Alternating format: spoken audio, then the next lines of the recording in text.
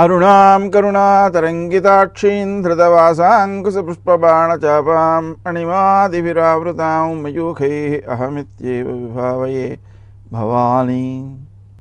గ్రహముల యొక్క ప్రభావాలతో మనం ప్రవర్తించేటప్పుడు ఆ ప్రభావాల్లో ఉన్నటువంటి ఇబ్బందులను అధిగమించడం కోసం తీసుకోవలసిన జాగ్రత్తలు తీసుకుంటూ, చేసుకోవలసిన జపాలు చేసుకుంటూ ముందుకు నడవడం ద్వారా సరియైన నిర్ణయాలు తీసుకుని లాభప్రదమైనటువంటి కార్యక్రమాల్లో పాల్గొనగలుగుతాం. మరో ముఖ్యాంశాన్ని కూడా గుర్తుపెట్టుకోవాలి.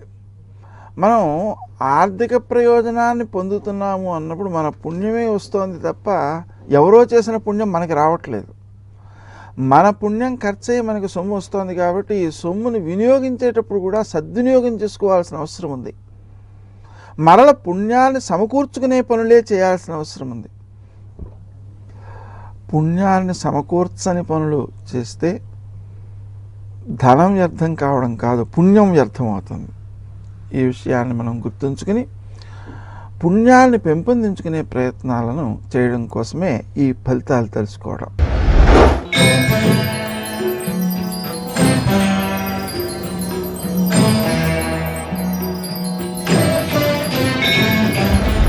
ధనుస్సు రాశి. ఈ రాశి వారు లక్ష్య సాధనా శక్తితో ముందడుగు వేస్తారు. అనుకూలమైనటువంటి ఫలితాలనే సాధిస్తారు. ఇతరుల నుంచి సహకారం ఆశించకుండా స్వయంగానే అన్ని పనులు నెరవేర్చుకోవాలి అన్న భావన కొంత పనులలో ఆలస్యాన్ని కలగజేస్తుంది. విశేషించి శత్రువులను మీరు ఏమీ చేయలేరు, కానీ వారు కూడా మిమ్మల్ని ఏమీ చేయలేరు. అందువలన మీ పనులు ముందుకు సాగుతూనే ఉంటాయి.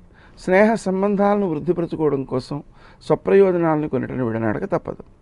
విశేషించి స్నేహితులలో ప్రభుత్వ సంబంధమైన అధికారులు కావచ్చు, రాజకీయ నాయకులు కావచ్చు, వ్యాపారస్తులైన మిత్రులు కావచ్చు, వారితో ఉండేటువంటి అనుబంధాలని కాపాడుకోవడం కోసం మీరు మీ ప్రయోజనాలని వాయిదా వేయాలి. ప్రస్తుతానికి ఆధ్యాత్మిక విహారయాత్రలు చేసే అవకాశం ఉంది. ఆధ్యాత్మికంగా ఉన్నతులైన వ్యక్తులతో మీరు అనుబంధాన్ని పెంచుకునే అవకాశం ఉంది. వారి పరిచయం మీకు భవిష్యత్తులో ఉపకరించేదిగా ఉంటుంది.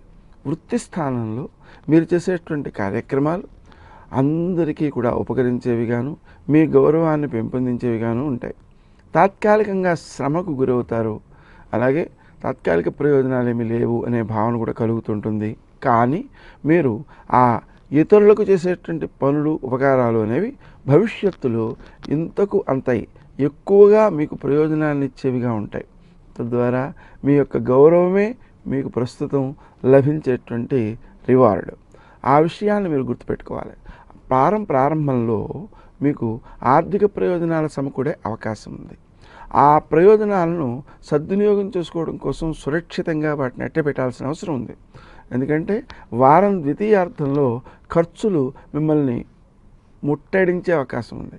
ఆ ఖర్చులలో చాలా వరకు మోసాలకు సంబంధించినవి కానీ, నష్టాలకు సంబంధించినవి కానీ అయ్యే ప్రమాదం కూడా ఉంది. అందువలన ఆ విధంగా ధనం వ్యర్థం కాకుండా, శ్రమకాలము కూడా వ్యర్థం కాకుండా మీరు సద్వినియోగం చేసుకోవడం కోసం సుమంతో సుమంతో శ్రీ కార్తవీర్యార్జునాయ నమః అనే మంత్రాన్ని జపం చేసుకోవడము.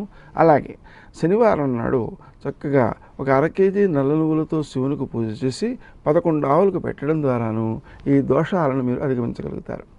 మోసాలకు తావిచ్చేటువంటి ప్రదేశాలలో ముందుగా ఆశ మీపై ప్రభావం చూపిస్తుంటుంది. అందువలన మీరు ఆశించే సమయం ఇది కాదు అని గుర్తించినట్లయితే ఆ మోస ప్రలోభాలకు మీరు లోపపడరు.